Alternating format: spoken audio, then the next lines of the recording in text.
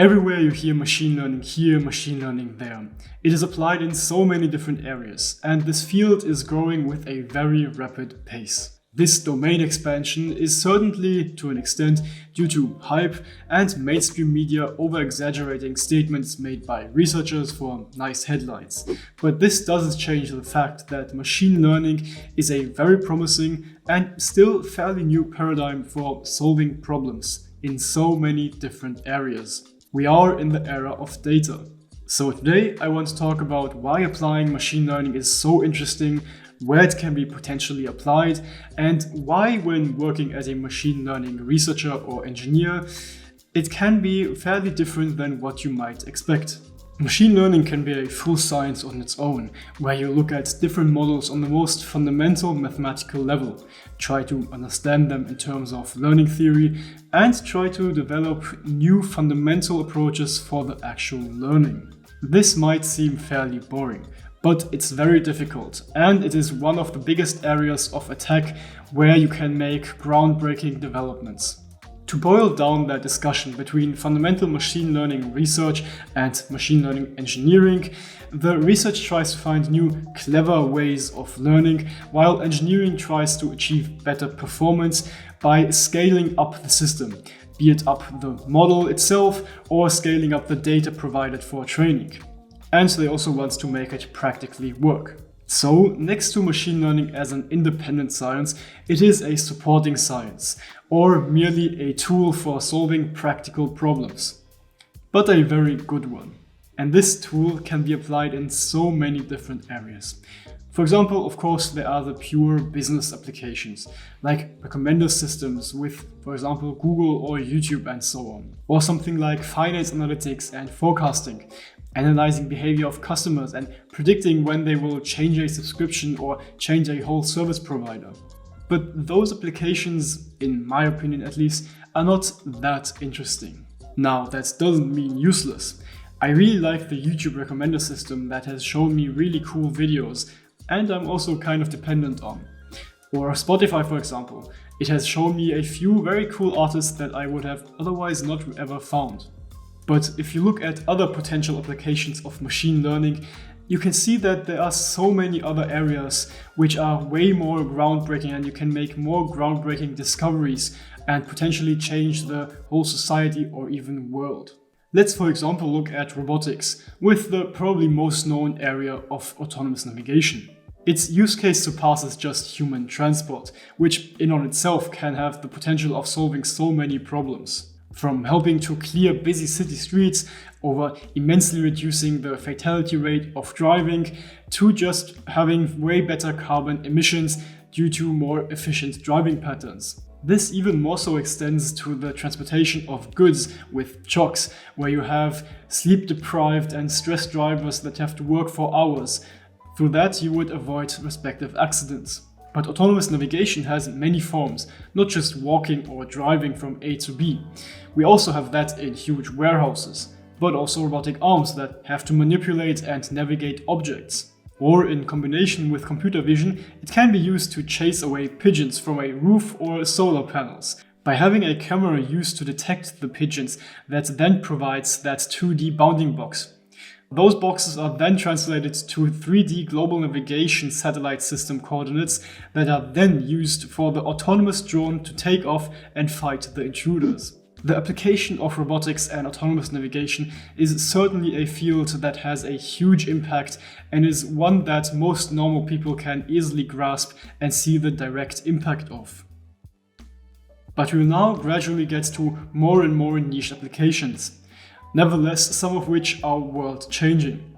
Continuing with bioinformatics. On the one hand, we again have image segmentation and classification in medicine, which is applied for diagnostics in pathology, which on its own is a potential speed improvement for medical procedures and reduces the price of medical treatments. I mean, imagine how much more time a doctor or even a pathologist would have. Or in other words, how much more patients he or she could cover in that same amount of time if he wouldn't have to go over a batch of a lot of medical images and analyze them himself. This analysis of medical conditions of course extends beyond just images. One can, for example, look at pure DNA data itself or other biomarkers. While we're at it, finding such biomarkers that indicate a certain condition are difficult to find. Machine learning, especially with explainable AI, can be used and is used to find new such biomarkers. Protein structure prediction is another crazy application that has a lot of potential applications, but is way too much for this video. Another insane, if not the craziest application, is in brain-computer interfacing. From helping speech-disabled people to talk again, over to people that can't move their arms or legs, be able to interact with the world again or with a computer, to just being able to interact or search something on the internet through your pure thoughts.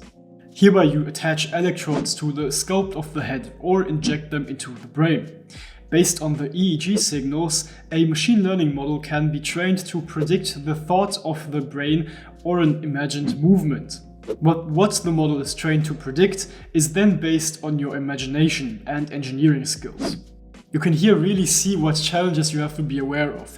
For example, in what form do you want to use the EEG data as input? How do you deal with noise that comes with real-world applications? And what model architecture do you actually want to use?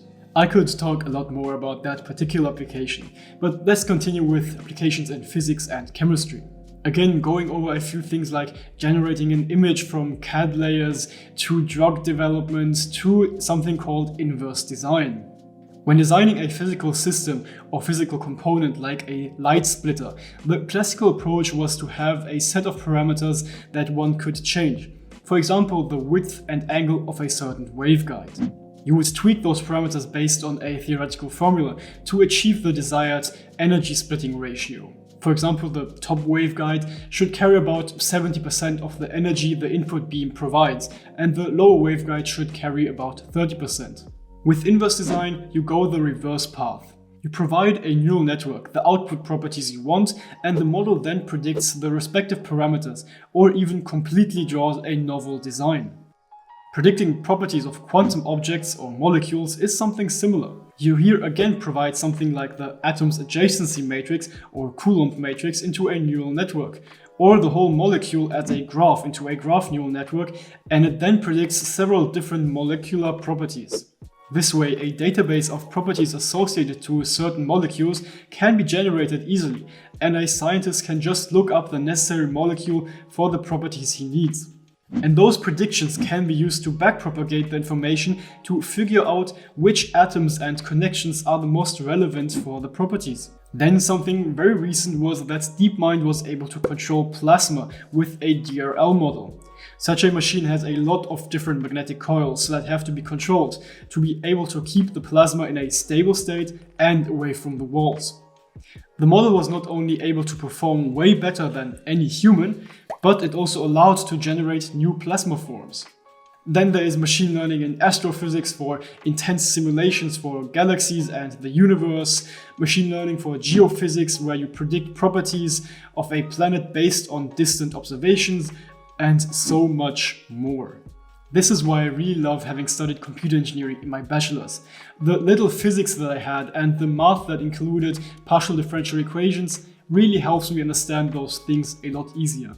There's literally no way for me to include everything, but there are so much more interesting things, for example in maths and natural language processing, where a machine learning model can, for example, predict or solve a mathematical Olympiad question. And there's so much potential in 3D modeling, thus also game development.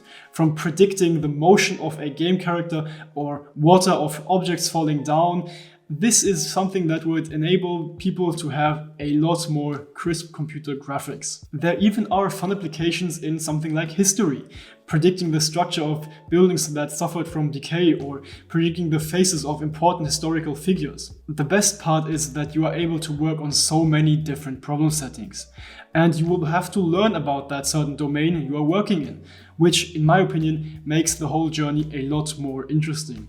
The additional thing is that when dreaming of working as a machine learning engineer, you might think that you will be working on developing new model architectures, tuning parameters, or tuning the inputs slightly, and that will be your main job. But in fact, there is a lot more surrounding the actual machine learning part of your project. For example, what inputs do you have? How do you collect the actual input you want? And what input do you actually need, and what input is sufficient for your model? What model architecture do you want?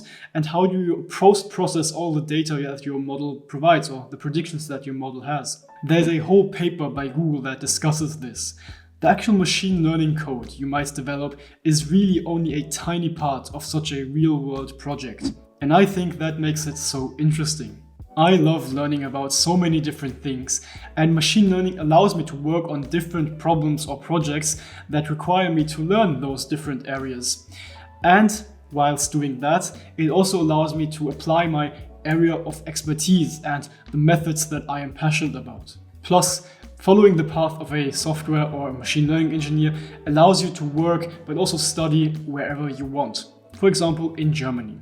If you want to study computer science, computer engineering, and eventually machine learning, here's a video where I talk about if, in my opinion, Germany is able to compete with elite US universities. If you have enjoyed this video, learned something new, or feel inspired by it, please don't forget to like and subscribe. I'm really passionate about the potential future of machine learning, computer science, or engineering in general, and I hope to be able to pass on my passion to as many people as possible. And with that said, as always, thank you very much for watching, and I will see you guys in the next one. Bye!